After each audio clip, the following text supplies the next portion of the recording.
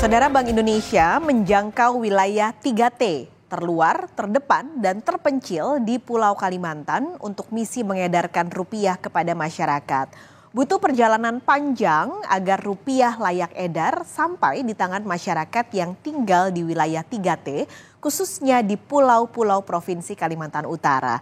Nah, bagaimana proses perjalanan rupiah sampai ke wilayah 3T? Jurnalis Kompas TV, Dian Silitonga dan juru kamera Bondan Wicaksono akan menceritakannya untuk Anda.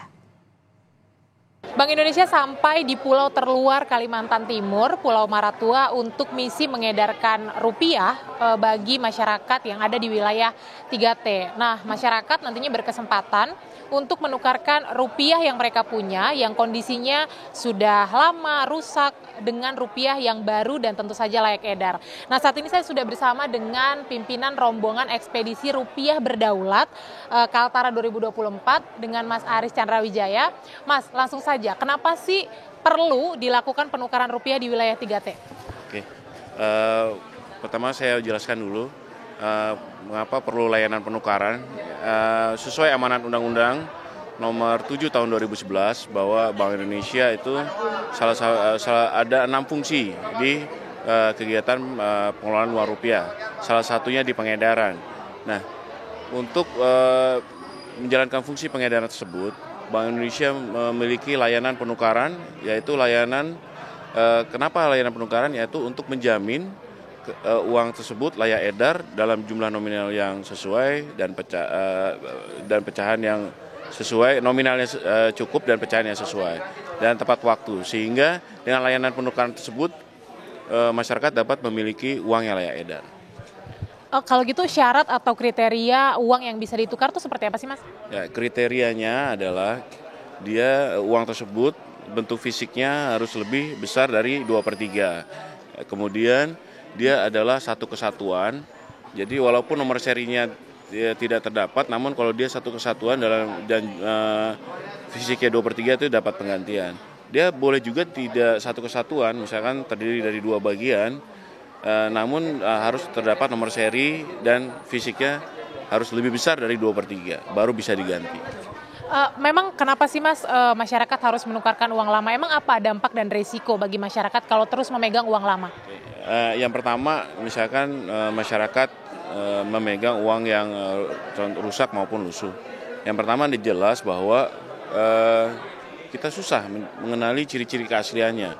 Jadi misalkan uang itu rusak, jadi bila bertransaksi kan susah kan. Kemudian menimbulkan keraguan-raguan untuk bertransaksi. Jadi uang ini asli atau tidak gitu ya.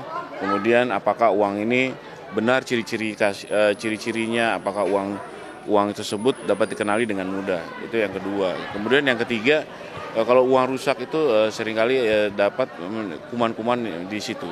Jadi baiknya masyarakat agar segera menukarkan uang yang tidak layak edar kepada Bank Indonesia. Mas, dikemanakan nantinya uang yang sudah ditukarkan ini, uang-uang rusak ini oleh Bank Indonesia? Sebagaimana amanat undang-undang tadi, Undang-Undang Nomor 7 tahun 2011, Bank Indonesia diamanatkan untuk salah satu fungsinya itu dapat memusnahkan uang tersebut. Jadi uang yang rusak tadi kita tukar dengan yang layak edar dan kita musnahkan. Kemudian, Mas, ini yang menarik kan juga menjangkau wilayah 3T. Nah, apa sih tantangan yang dialami oleh tim ekspedisi untuk memastikan rupiah ini bisa sampai ke wilayah-wilayah 3T? Oke, tantangannya itu ada 2. Yang pertama dari sisi moda transportasi. Misalkan kalau dari 3T kan mungkin moda transportasi itu tidak tersedia dan terbatas. Kemudian dari sisi kondisi alamnya, cuacanya, geografisnya.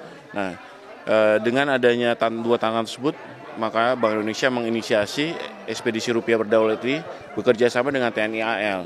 Nah, untuk tahun ini, tahun 2024 ini, Bank Indonesia bekerja sama dengan TNI Angkatan Laut melakukan ekspedisi rupiah berdaulat di 18 provinsi dan kita akan mengunjungi 90 pulau-pulau 3T.